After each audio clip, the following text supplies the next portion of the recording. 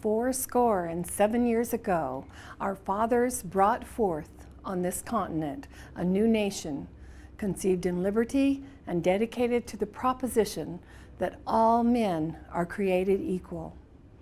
Now we are engaged in a great civil war, testing whether that nation or any nation so conceived and so dedicated can long endure. We are met on a great battlefield of that war. We have come to dedicate a portion of that field as a final resting place for those who here gave their lives that that nation might live.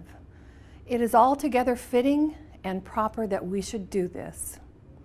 But in a larger sense, we cannot dedicate, we cannot consecrate, we cannot hallow this ground. The brave men, living and dead, who struggled here, have consecrated it far above our poor power to add or detract. The world will little note, nor long remember what we say here, but it can never forget what they did here. It is for us, the living, rather to be dedicated here to the unfinished work which they who fought here have thus far so nobly advanced.